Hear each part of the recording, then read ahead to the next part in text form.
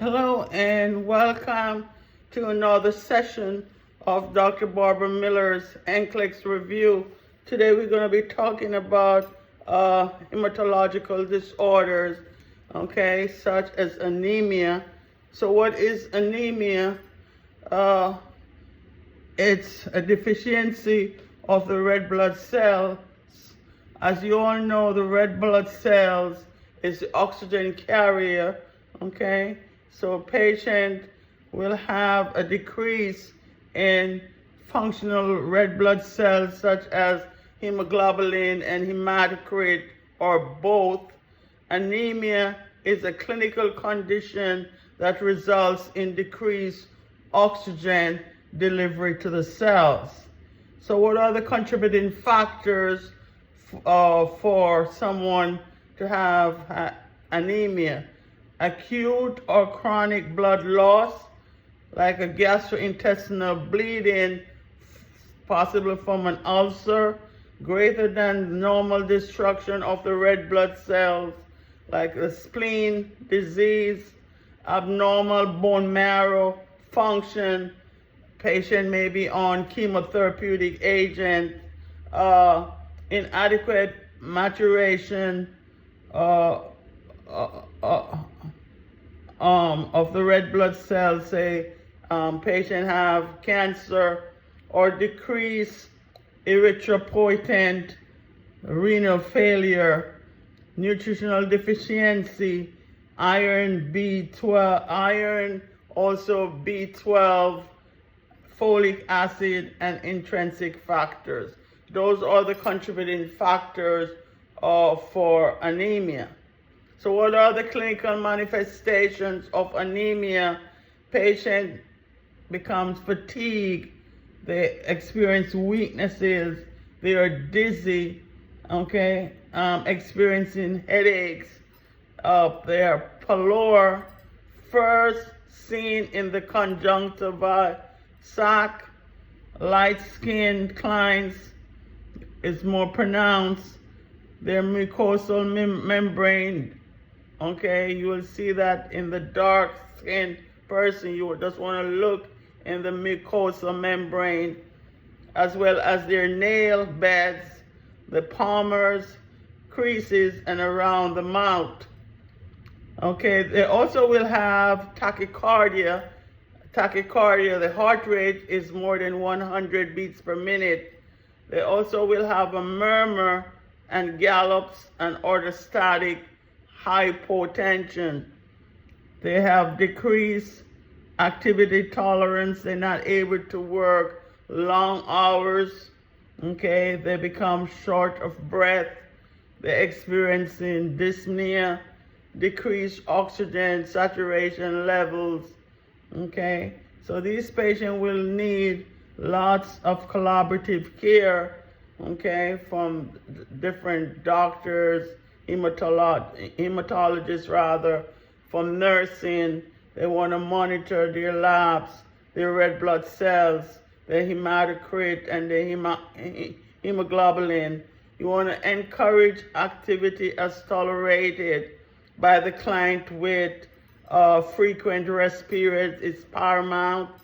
You want to instruct clients to monitor their skin integrity and implement measures to prevent breakdown, okay, like pressure ulcers. They want to turn, if they're able to turn from side to side, not to stay on one side over a long period of time. Also, you want to provide oxygen therapy to client as needed and administer blood products and medication as prescribed. Medication for anemia such as Procrit and Epigen. Encourage foods high in iron like meats, poultry, fish, very high in iron. Okay, they do have different types of anemia. Okay, anemia secondary to renal disease, anemia due to lack of erythropoietin. Medication, they want to give erythropoietin. iron deficiency anemia, young girls who start their menstruation and they do not eat adequate nutrients. So iron deficiency anemia resulting from low iron levels. The iron stores are depleted first, followed by hemoglobin stores. What are the contributing factors for iron deficiency anemia? Chronic blood loss, bleeding ulcers, nutritional deficiencies, common in infants, older adults, and young adult women due to pregnancy and their menstruation. What are the clinical manifestations for iron deficiency anemia? Microscopic red blood cells, weakness and pallor, low serum ferritin levels. So again, these patients will need lots of collaborative care with the doctors, the nurses, the nutritionists, okay, hematologists, okay. And also it is imperative to administer iron supplements to these patients. You should instruct them to take the iron with water or orange juice, not milk. Therapeutic measure follow up with their prescription for ulcer treatment. Another type of anemia, aplastic anemia. This is the bone marrow suppression of the new stem cell production, which results in a deficiency of the circulating white blood count, platelets, and all red blood cells. This can be due to medications, viruses, toxins, and or radiation exposure. So what are the clinical manifestations? Hypoxia, that low oxygen in the tissues, fatigue, and pallor related to anemia, increased susceptibility to infection related to leukopenia, that's the low white blood count, hemorrhage, ecchymosis or petechiae, okay, patches over the body and on the tongue, related to thrombocytopenia, that's low platelets, and pantocytopenia, decrease in the red blood cells, the white blood cells, and the platelets. Again, they need lots of collaborative care from doctors and hematologists, specialists, nurses. So the nursing intervention for these patients is to monitor their labs to see what is abnormal, provide protective isolation, monitor for manifestations of infection, and also provide emotional and psychological support for these patients or clients. You want to implement protective barriers or precaution, prepare the client for bone marrow transplantation, or a bone marrow aspiration slash biopsy. Medication that they utilize for aplastic anemia, immunosuppressants, therapy such as prednisone, cyclosporin, chemotherapeutic agent or chemotherapeutic medications. And the therapeutic measures, you want to monitor patient and prepare patient possibly for stem cell transplantation or a splenectomy, removal of the spleen. Cautious use of blood transfusion for patient with aplastic anemia. Then you have another type of anemia, B12, also known as pernicious anemia, where they lack the intrinsic factor. They do not absorb vitamin B12 readily, okay? What are the contributing factors for B12 deficiency, also known as pernicious anemia? They will have atrophy of the gastric mucosa, or hypochlorhydria, sorry I botched that name, total gastrectomy, lack of the intrinsic factor, decreases intestinal vitamin B12 absorption, or malnutrition. Any of those are contributing factors for B12 deficiency. So what are some clinical manifestations?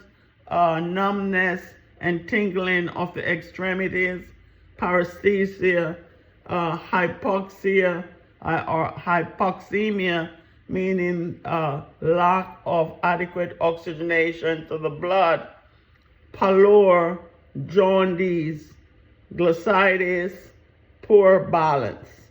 Okay, how do they diagnose B12 deficiency? A test called Schilling's test. Schilling's is used to differentiate malabsorption versus pernicious anemia by measuring the absorption of B12 with and without the intrinsic factor after the client is given an oral dose of radioactive vitamin B12. Okay, so again, this patient will definitely need lots of collaborative care, okay, among the different disciplines, nursing, doctors, nutritionists, okay? So you want to monitor on the nursing side the type of interventions, monitor their labs, promote rest, and encourage a balanced dietary intake. Their medication, cycobalamin, vitamin B12, standard dose is 1,000 microgram intramuscularly daily for 2 weeks, then weekly until their hematocrit level is therapeutic, then monthly for life. Cycobalamin intranasally maintain vitamin B12 levels. Okay, so there are several types of anemia. You also have folic acid deficiency anemia due to folic acid deficiency, symptoms similar to B12 deficiency, but nervous system function remain normal.